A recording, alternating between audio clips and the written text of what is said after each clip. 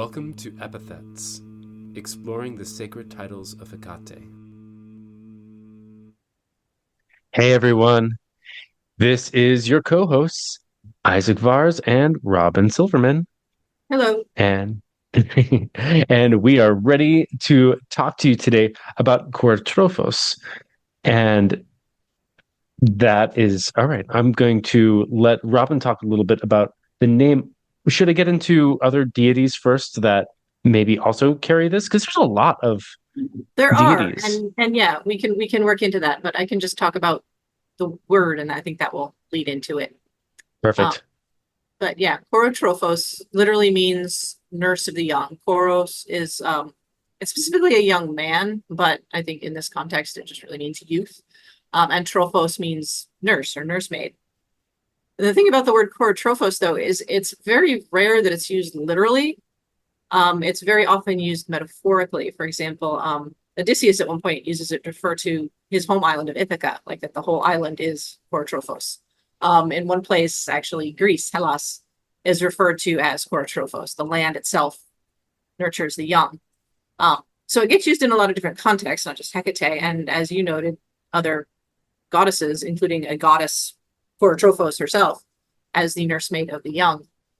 One of the things I noticed as I was looking into this is there are a lot of modern sources that want to translate Kourotrophos as something like guardian of the young, or even I saw one person saying it was guardian of the vulnerable, which it's not that much of a stretch to call it guardian, but it is a little bit of a stretch because trophos is literally about feeding, it's nursing. In some contexts, it's something like a nanny or a wet nurse. It's not a guardian, it's nourishment. It's someone who feeds. So some of these interpretations of it as Hecate is one who watches over the youth, I think is a bit of a stretch. As I said, it's not that much of a stretch, and if that's how you use it, I don't think it's necessarily wrong, but from the original meaning, that's not really what it means. It's really about being a nursemaid, being someone who feeds the youth. Which makes a lot of sense with some of the deities that do carry that epithet besides Hecate. I mean, Gaia, you're talking about the land being being referred to as this nurturing power. Gaia is referred to that, as well as Asclepius, the god of healing. Demeter gets that. I'm I'm surprised, not surprised that I didn't see oh gosh. Help, Zeus's wife. I know this. Ha ha ha ha ha. Help. Who are you thinking Was of? Zeus's wife? Hera? Hera. Thank you. My gosh, that was such a. I was having a moment there. Oh wow, 40's hitting hard. Hera does not get that, which is funny, not funny, mostly because of her uh her proclivities of killing off Zeus's illegitimate children, or That's if true. not Zeus's, but rightfully, I don't know, not rightfully so, but she has a reason to be a little upset, but she's not on this Yeah. list. Athena is, though. Apollo, Hermes is mentioned. I had a few others, but an interesting one that I also didn't write, but I think I read was Artemis, Artemis, yeah, it does get used of Artemis. And I which know is that interesting because oh, I was going to say I was so gonna say many of which is these interesting gods because that's another one. are not parents. Right. Right. Right. Yes, we were both going for the same thing. Yeah. These deities that are, Artemis is known as the virgin goddess. Yeah. And for Hecate, while she's definitely not married to anybody, and she doesn't traditionally have kids, so she's called the mother of the gods in a few sources. But it's interesting. There's an interesting thing to have somebody named Kourotrophos who is taking care of maybe maidens, as Artemis is connected to that, but Yeah. not necessarily giving birth to them. Yeah. Yeah. And I think that goes along with this idea of the Kourotrophos as the nursemaid, the wet nurse, who's the person who's not the mother, right? Not the actual parent, the person who feeds the child. Um, so I think it's kind of in line with that the Kourotrophos nurtures the young, feeds the young, but it's not like a mother goddess we're talking about here. It's more of a nurturer, a grower. Yeah, yeah. And There's a lot of reasons why this epithet would be attached to Hekate, and you had a few stories, or specifically, you want to really dig into the Theogony here. Yeah. Well, the Theogony is pretty much our oldest source. It's the oldest source for a lot of things because it's contemporary with Homer. It's talking around 700 BC. But Hesiod, the author of the Theogony, refers to Hekate as Kourotrophos, and he has some really interesting things to say about Hekate. And I know we touched upon this a little in one of our other podcasts. I forget which one, but we talked about this. But I'm going to talk about it some more because I just think it's super interesting. So I'm going to read this whole bit that Hesiod has from the Theogony about Hekate.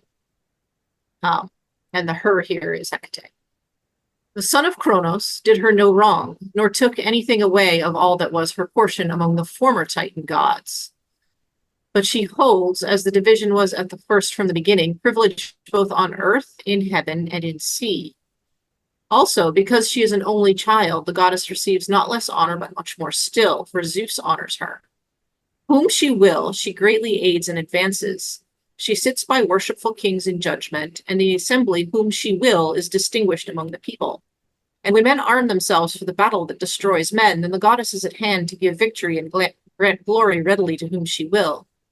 Good is she also when men contend at the games, for there too the goddess is with them and profits them. And he who by might and strength gets the victory wins the rich prize easily with joy and brings glory to his parents.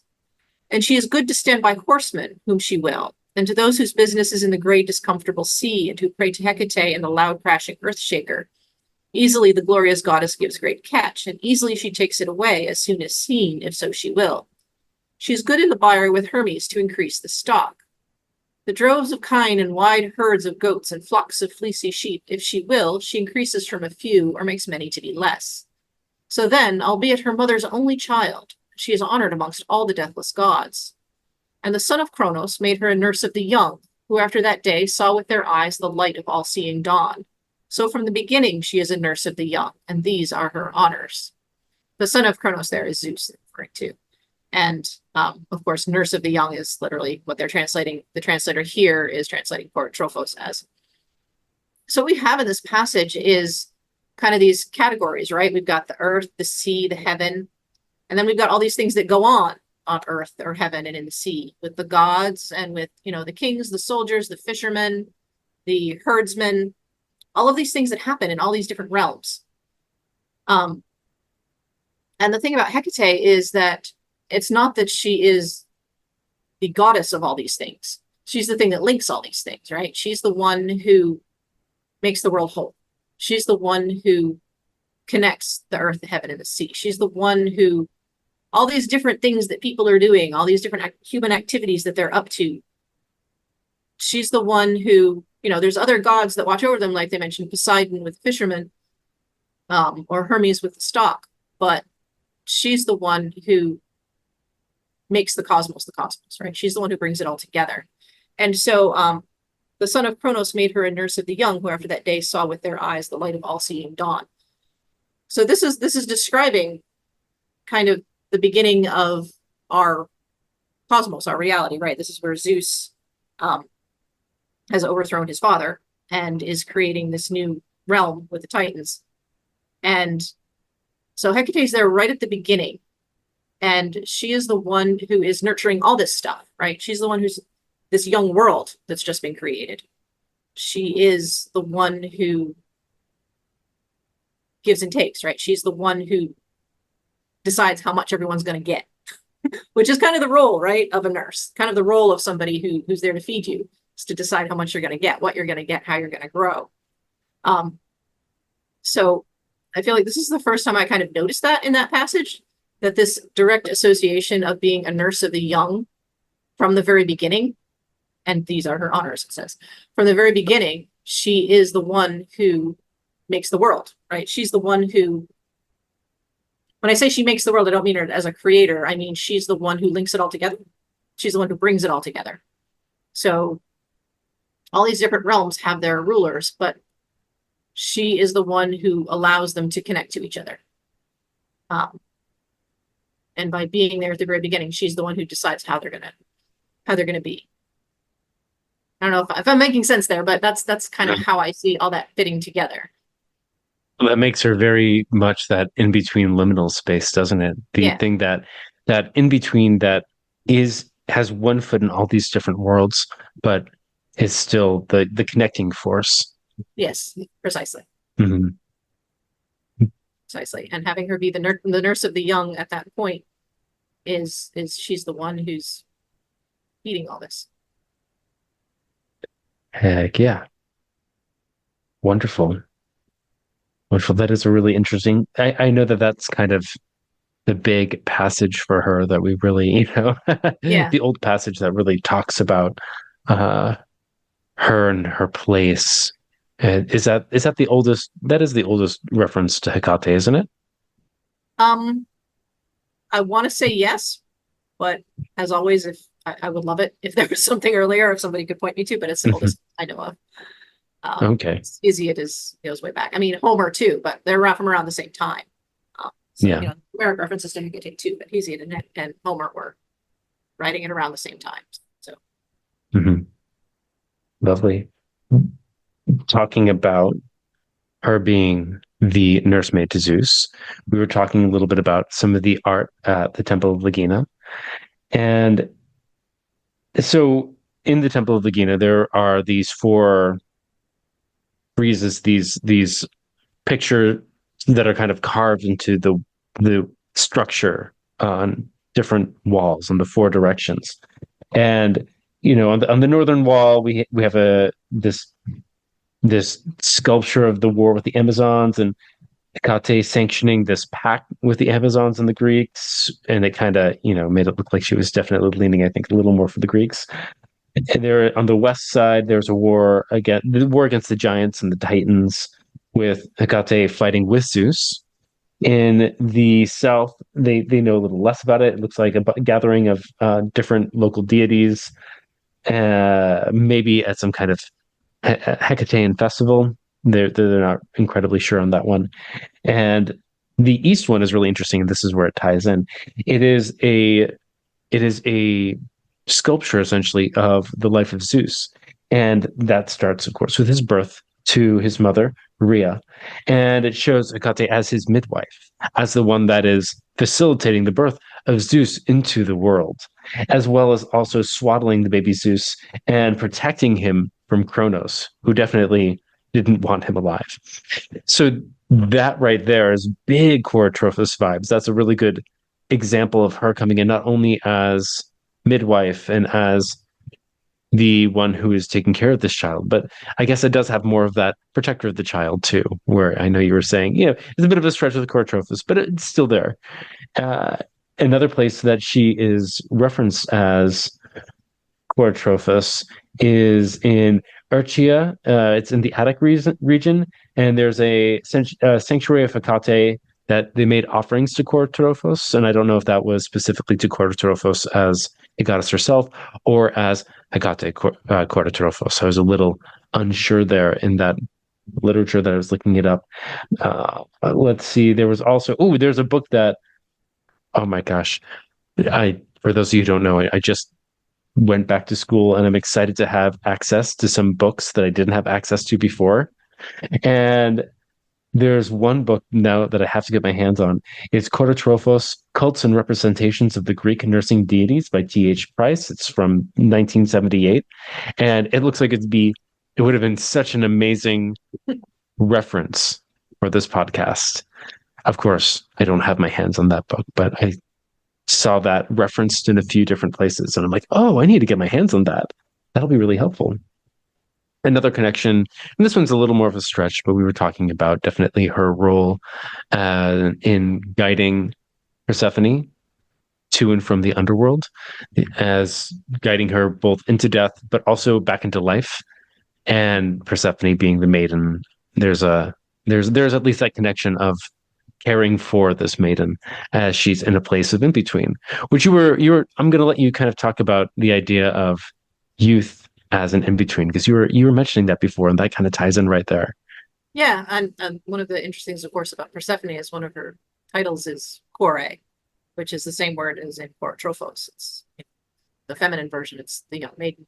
So even though I don't think Hekate in that role as the guide of Persephone gets referred to as Kourotrophos, what she's doing is literally, taking care of the Kore. So I think it's not like you said, it's not too much of a stretch to think of that as a Kourotrophos role.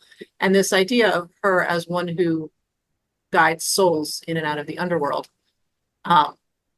definitely has an association.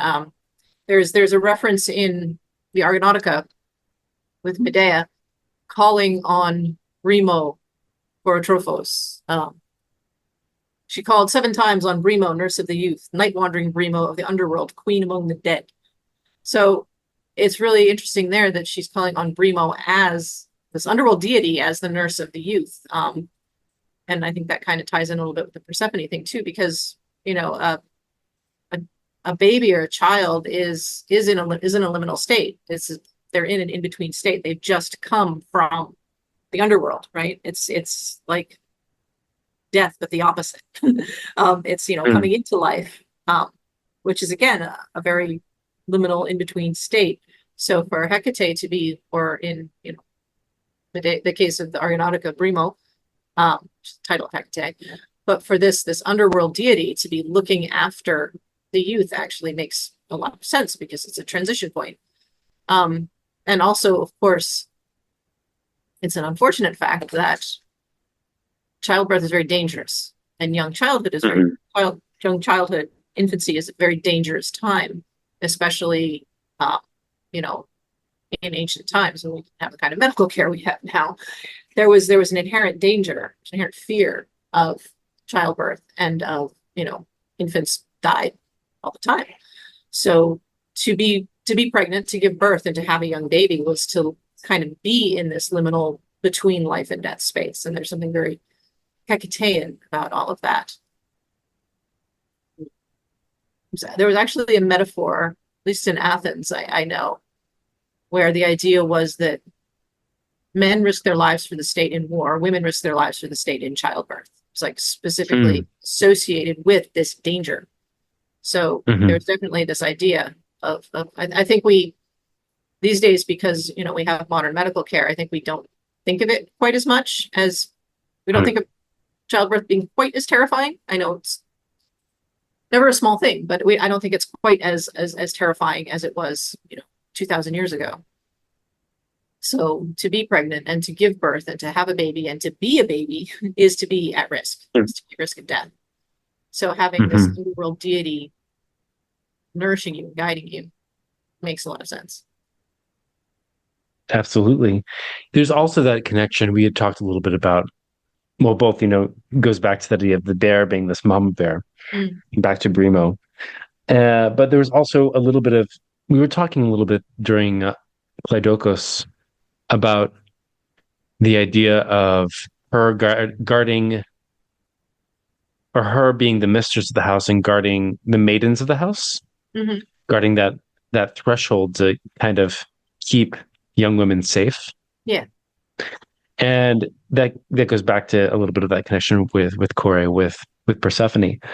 But I was reminded, even at the Temple of Lagina, it was always during the key procession, which may or may not have been, however connected to Hecate that was or not, there was always a young girl carrying this key during that key procession. So there's this connection to the young maidens again.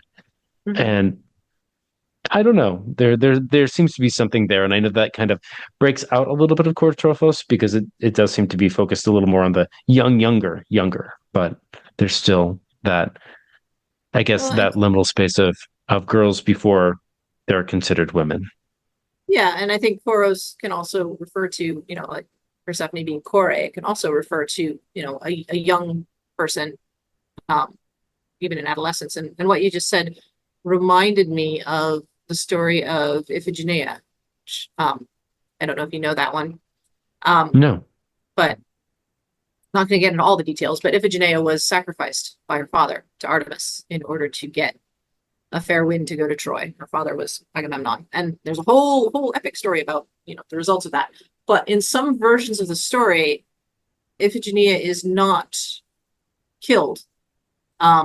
she's actually it's kind of like a sacrifice of Isaac situation where she's actually rescued by the god. And in some versions of stories, Iphigenia becomes Hecate. Wow, that's Yeah, and interesting. Iphigenia she's a young maiden. She's Agamemnon's young daughter. Hmm. In the story, she sounds like she's maybe 12 years old.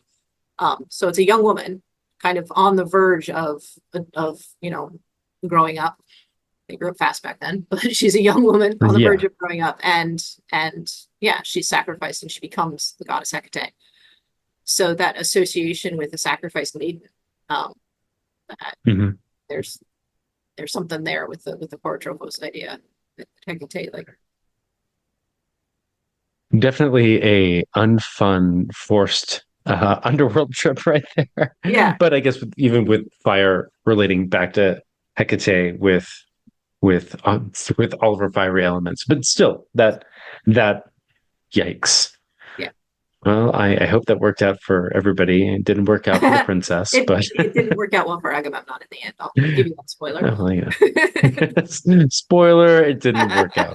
Yeah, well, I can't say I feel bad for him after that, but No, nobody feels bad for Agamemnon. well, well, that's pretty much what we had dug up for and ancient stuff on Kourotrophos. That leads us to the modern practice and a little bit of magic with her.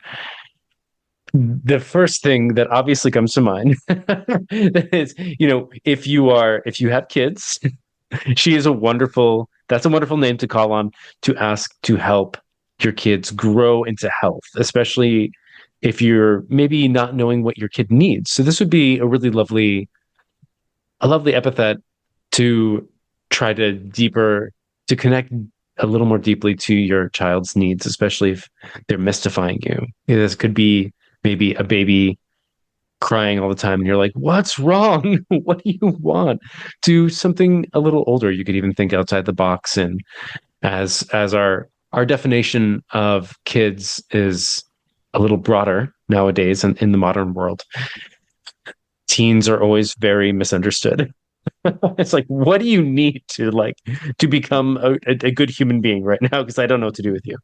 So that could be helpful. Or protecting kids, again, with that guidance and protection aspect for children, and even for mothers, when a wonderful name to call on if you are pregnant and you want a little bit of divine support in that process.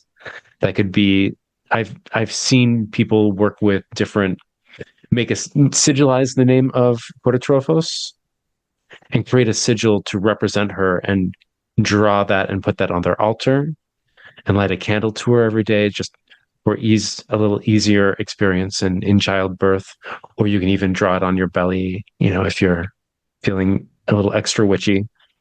And these are all different ideas on how to work with her. What do you think, Robin? Do you have any other ideas on magical work with her? Yeah, I think any situation where you're responsible for taking care of feeding, nurturing something, and that can be metaphorical too. It doesn't necessarily have to be. I think all your ideas about working with literal children is wonderful, but it could also be something like you have a project you need to get off the ground. You need to know how to make it grow. You just got a puppy, and you want to take care of your puppy. Your puppy is young. Your puppy needs to get fed. There's a lot of different ways of looking at what the idea of nurturing the young could be. And I think it can be, she can really help with things like that. Like I am not a literal mother, but I have called on Hekate Kourotrophos to help with projects that I'm trying to give birth to, trying to grow and nurture, and that's been helpful. If you're also doing healing work, this would be a wonderful name to call on. Just asking her to, placing the person you are working with, the person that needs healing, as framing them as the child that needs care, even if that person is not a child. You can definitely frame it in that, especially in this old, ancient, universal goddess. Any human's kind of a child in that time frame. When you have millennia under your belt, what's under a century? That's nothing.